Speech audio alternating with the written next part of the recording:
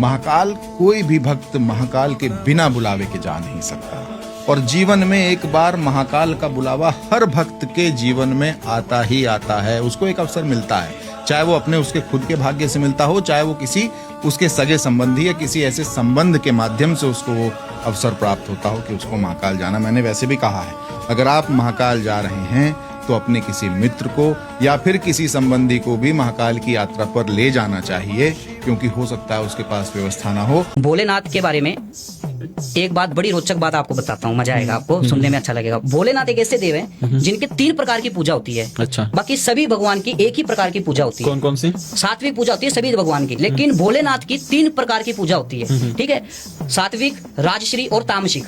ठीक है, तो भोलेनाथ ने इस सृष्टि को 3 गुणों में रचा है, त्रिगुणी सृष्टि, 3 माया वाली सृष्टि। अच्छा। ठीक है, इसके अंदर 3 प्रकार की महाकाल की पूजा होती है, जिसमें आ गया सतोगुण, रजोगुण और तमोगुण। ठीक है, तो सात्विक पूजा के अंदर भोलेनाथ को दूध, दही, बेलपत्र, फूल, पत्ती इत्यादि, फल फ्रूट इत्यादि चढ़ते हैं। अच्छा। इत्यादि भोग लगते हैं। ठीक है, और रजोगुण के अंदर महाकाल को राजाशाही पूजा होती है।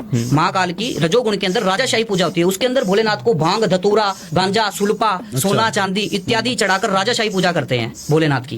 ठीक है, और तमोगुण के अंदर भोलेनाथ को मुर्दे की भस्म चढ़ती है, जो महाकाल के उज्जैन में होता है। ठीक है, आपने देखा होगा, सुना भी होगा भस्म आरती के बारे में, उनको मुर्दे की भस्म चढ़ती है। तो जो व्यक्ति जैसी पूजा महादेव की करता है, भोलेनाथ की करता है, उसे वैसा ही फल महादेव देंगे। अच्छा। ठीक है, कोई व्यक्ति सात्विक पूजा करता है अगर कोई व्यक्ति, तो वह जो शिव के सोम दर्शन को प्राप्त करेगा और परमात्मा के सदा शिव के परम धाम को प्राप्त होगा। अच्छा। ठीक है, और अगर रजोगुण पूजा करता है तो वो राजाशाही पूजा करता है, तो व्यक्ति को धन धान्य से, जमीन प्रॉपर्टी संबंधित कर्म में उनके कर्म जो काम है वो पूर्ण होंगे। तमोगुण के अंदर भोलेनाथ को मुर्दे की भस्म चढ़ती है। अगर उसके अंदर वो सम्मिलित होता है, तो भारत के अंदर जैसे कामरू की कामाक्षी, मदुराई की मीनाक्षी, रामेश्वर की शयन आरती, काशी विश्वनाथ की मंगला आरती और उज्जैन की महाकाल की भस्म आरती। ठीक है, तो भस्म आरती का दर्शन नारी नहीं कर सकती, नारी वर्जित है। अच्छा। भस्म आरती का दर्शन नारी नहीं कर सकती। अगर वहां पर नारी होती भी है ना, तो वो घूंघट कर लेती है। नर ही कर सकता है दर्शन, नारी भस्म आरती का दर्शन नहीं कर सकता। क्योंकि भोलेनाथ क्या है, भोलेनाथ दिगंबर स्वरूप है। कवची दिगंबरे मनो विनोद मस्तुनी। ठीक है, तो वो दिगंबर स्वरूप है, वो त्रिपुरांतककारी है। ठीक है, और बाकी तो ऐसे सभी लोग दर्शन करते हैं, लेकिन भस्म आरती के दर्शन नर ही करता है, नारी वर्जित है।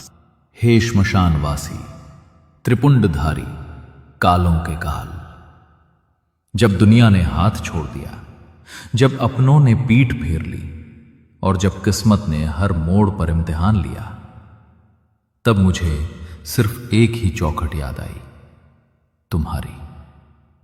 लोग कहते हैं कि मेरी जिंदगी में संघर्ष बहुत है, पर वो नहीं जानते कि मेरे संघर्ष से बड़ा मेरे महाकाल का नाम है।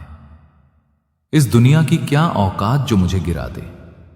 मुझे संभालने वाला खुद ब्रह्मांड का राजा है।